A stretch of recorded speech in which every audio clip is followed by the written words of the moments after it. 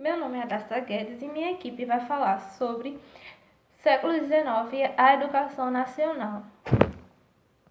O século XIX vê surgir das entranhas do iluminismo do século XVIII duas concepções antagônicas de organização social e de educação.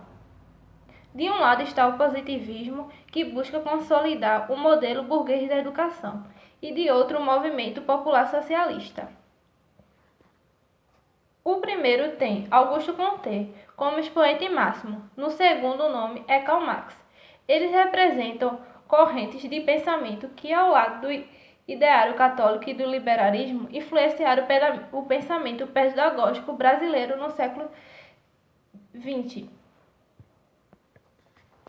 No século XIX, que se concretiza como a intervenção do Estado, ele enfatiza a relação da educação e do bem-estar social, e a estabilidade, progresso e capacidade de transformação. A partir daí, o interesse pelo ensino técnico e das expansões de disciplinas científicas.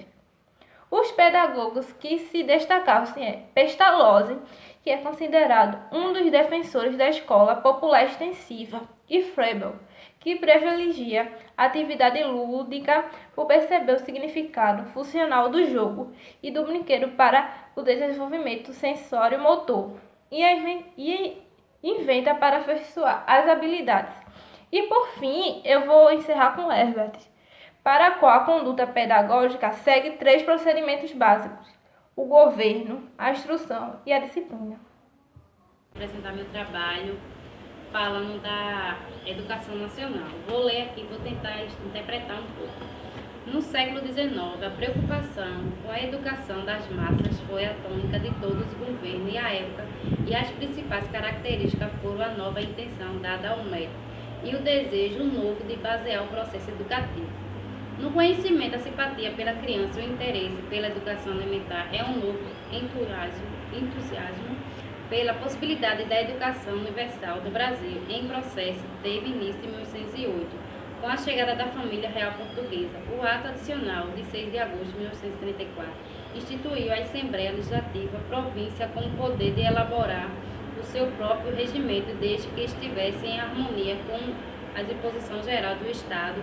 A cada província passava a responder pela diretriz e pelo funcionamento das suas escolas, ensino elementar secundário. No entanto, não demorou nada para que enfrentasse com as dificuldades de dar a instrução das primeiras letras aos moradores de lugares distantes, isolados neste primeiro acesso. E a escolarização era precária e inexistente por falta de escolas e tanto por professores. Então, gente, aqui está falando que naquele tempo, século XIX, fala que ali eles iam buscar conhecimento aos alunos, mas conhecimento e aprendizagem para aquelas crianças, né? Que eles não tinham. E ali, quando a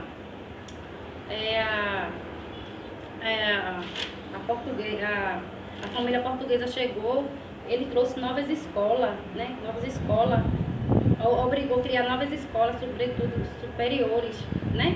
Para aquele que não tinha estudo, aqueles.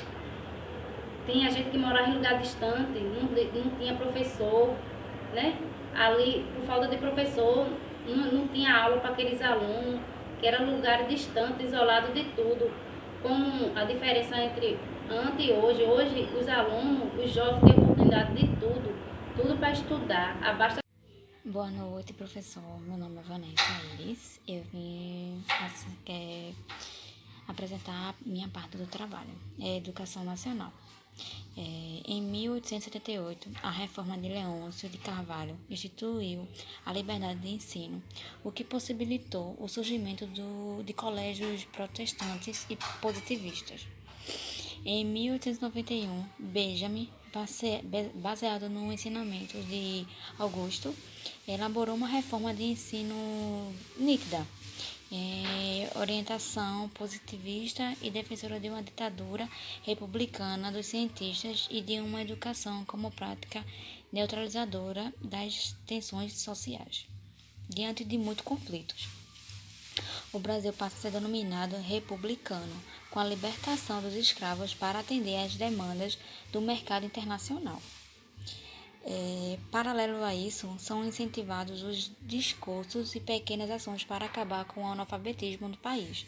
No final do Império, o quadro geral apresentava poucas instituições escolares, com apenas alguns liceus providenciais nas capitanias e no colégio privado bem instalados nas principais cidades.